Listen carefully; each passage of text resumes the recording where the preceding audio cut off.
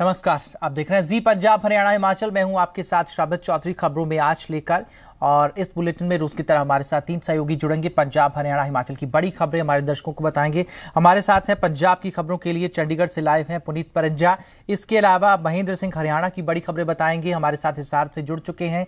और मोहित प्रेम शर्मा शिमला से हमें हिमाचल की बड़ी खबरें बताएंगे, वो भी हमारे साथ कुछ ही देर में जुड़ेंगे। सबसे पहले पुनीत, आप हमें पंजाब की बड़ी खबरें बताइए। जी श्रमित, अगर पंजाब की बड़ी खबरों की अगर हम यहाँ पर बात करें तो सबसे जो खबर है यहाँ पर वो है आम आदमी टिकट के बंटवारे के बाद जो राजनीति उथल-पुथल जो चल रही है उसको लेकर है। क्योंकि जो किंगरा है वो पहले ही इस्तीफा दे चुके हैं और उसके बाद अब जो सुच्चा सिंह छोटेपुर है पंजाब के कन्वीनर, उनको लेकर भी असमंजस की स्थिति जो है वो अभी तक बनी हुई है। हालांकि उन्होंने कल ट्विटर पर साफ किया था कि उन्होंने जो रिजाइन है वो नहीं दिया है, लेकिन उसके बावजूद अभी भी जो सूत्र हैं वो ये बता रहे हैं कि वो नाराज चल रहे हैं। उनके क्या रिस्पॉन्स रहता है उसके ऊपर बात करने की उनसे कोशिश करेंगे, उस पर हमारी नजर बनी रहेगी। आम आदमी पार्टी की जो उथल-पुथल चल रही है।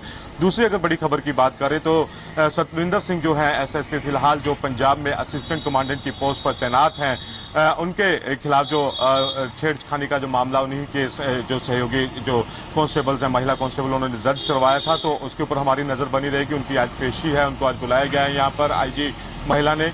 और इसके अलावा अगर हम बात करें तो प्रकाश सिंह बादल, जिनकी तबीयत जो थी वो खराब चल रही है, फिलहाल उनकी हालत में सुधार है, वो अभी यहाँ पर आराम कर रहे हैं, वो चंडीगढ़ में ही रहेंगे। कैप्टन अमरिंदर सिंह भी आज चंडीगढ़ में रहेंगे।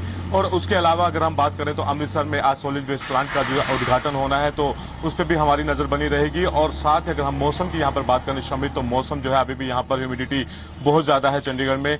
हालांकि थोड़ी बहुत बारिश हुई है, लेकिन सामान्य से कम बारिश होने के चलते ह्यूमिडिटी बहुत ज्यादा है, जिसके चलते शहरवासियों और खासकर पंजाब के लोगों को भी काफी मुश्किलों का सामना करना पड़ रहा है। जी श्रमित, चलिए, आपने हमें पंजाब की बड़ी खबरें बताई। हमारे साथ है महेंद्र सिंह, जी मीडिया संवाददाता हिसार से। महेंद्र, क्या है आज की हरियाणा की बड़ी खबरें?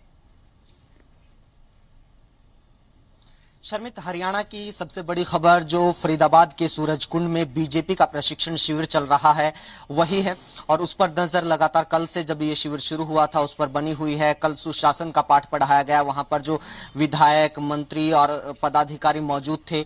आज राजनीतिक मुद्दों पर चर्चा होनी है। अनिल जैन जो हरियाणा बीजेपी के प्रभारी हैं वो संबोधित करेंगे, प्रभात झा बीजेपी के बड़े नेता हैं वो संबोधित करेंगे, राम माधव उसको संबोधित करेंगे। जो अलग अलग सेशंस हैं, तो अलग अलग नेता राजनीतिक मुद्दों पर आज बीजेपी के जो नेता वहां पर जुटे हैं उनकी क्लास लेंगे और उन्हें राजनीति के और इन मुद्दों को उठाने के और इन मुद्दों के ऊपर किस तरीके की प्रतिक्रिया रहनी चाहिए उसके गुरु सिखाए जाएंगे। तो दिन भर क्या कुछ घटनाक्रम रहता है, क्या कुछ वहां से निकल कर आता है, उस पर नजर बनी रहेगी। दूसरी बड़ी खबर की बात की जाए तो शर्मित, आज इंसो जो इंडियन नेशनल लोकदल की स्टूडेंट इकाई है उसका स्थापना दिवस है और इसको लेकर कुरुक्षेत्र में रैली की जा रही है। बड़ी रैली किए जाने का ये लगातार दावा किया जा रहा है। इसको लेकर लगातार जो राष्ट्रीय अध्यक्ष हैं इंसो के दिग्विजय चौटाला, वो अलग अलग कॉलेजेस में जा रहे थे, अलग अलग जिलों में जा रहे थे और कोशिश ये थी कि ज्यादा से ज्यादा इस रैली के भीतर भीड़ जुटाई जाए। तो उस पर नजर बनी रहेगी कि क्या कुछ राजनीतिक तौर पर भी बातें होती हैं। और जो छात्र इकाई के चुनाव को लेकर सरकार ने घोषणा की थी अप्रत्यक्ष तौर पर, इस पर लगातार निशाना साधा जा रहा था। तो मंच से आज उसको लेके क्या कुछ रुख रहता है इंसो नेताओं का और आईएनएलडी के नेताओं का, वो देखने वाली बात होगी।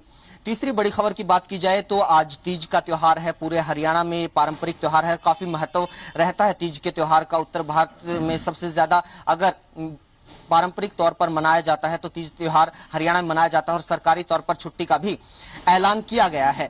तो दिन भर की तस्वीरें पहुंचाने की कोशिश करेंगे कि किस तरीके से हर्षोल्लास के साथ और झूले डालकर या फिर गीत गाकर महिलाएं इस त्योहार को मना रही हैं।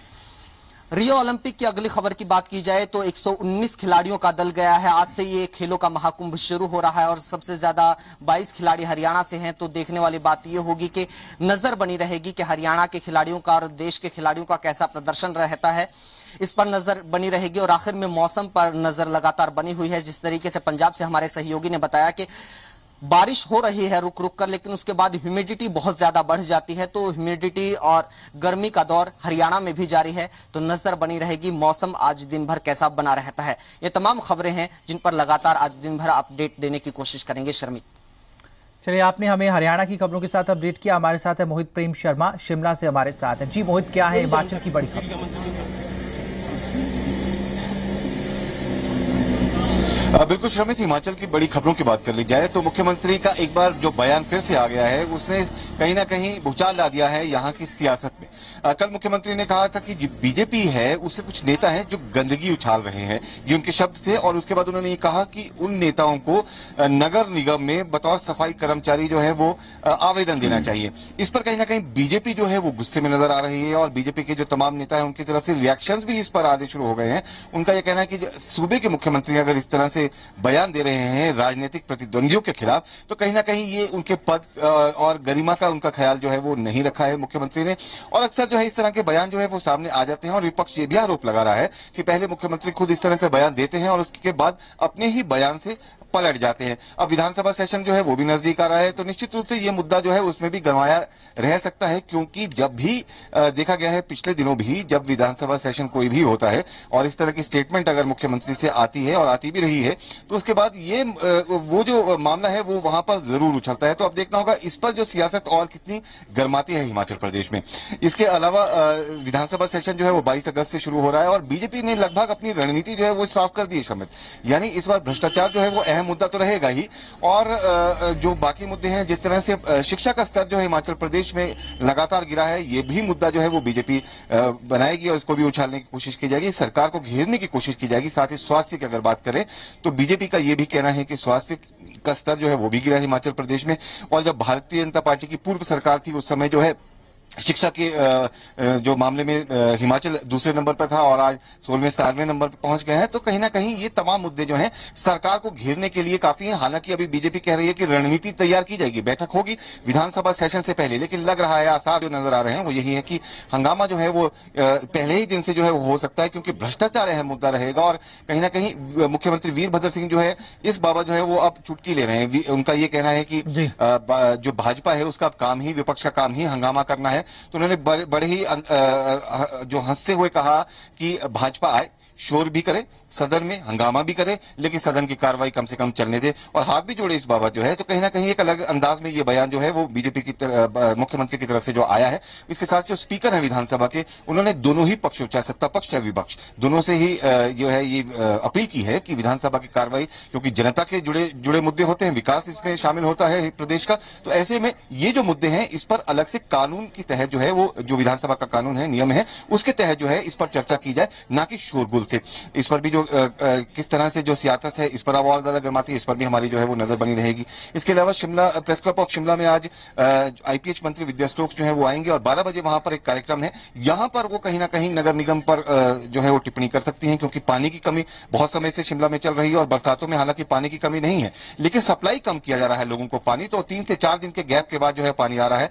नगर निगम इसका ठीकरा पूरी तरह से आईपीएच विभाग पर फोड़ रहा था पिछले दिनों, लेकिन ये बाद में साफ हुआ कि जो एमएलडी जो रहता है वो कम से कम 30 एमएलडी पानी जो है आईपीएच से मिल रहा था नगर निगम को सप्लाई करने के लिए, लेकिन 20 एमएलडी पानी जो है वो शहर की जनता को सप्लाई किया जा रहा था। तो अब कहीं ना कहीं दोनों के बीच एक टकरार जो है वो उसकी स्थिति पैदा हो गई है। इस पर भी हमारी नजर रहेगी किस तरह से इस पर भी जो सियासत है वो गरमाएगी। इसके अलावा मानसून की अगर बात कर ली जाए तो काफी ज्यादा नुकसान जो पिछले 3 से 4 दिनों में हिमाचल प्रदेश में हुआ है, और सेब की फसल हो चाहे वो हिमाचल प्रदेश के मैदानी इलाके हो जहां पर फसलों को भारी नुकसान हुआ है, यहां पर मुख्यमंत्री ने जो है वो ये कहा है कि कोई नुकसान नहीं हुआ है। इस पर जो है वो बीजेपी नसीहत दे रही है सीधे तौर पर मुख्यमंत्री को कि अपने बयान देने से पहले, क्योंकि आप मुख्यमंत्री हैं और अगर आप बयान देते हैं तो उसका फर्क जो है वो असर काफी ज्यादा होता है।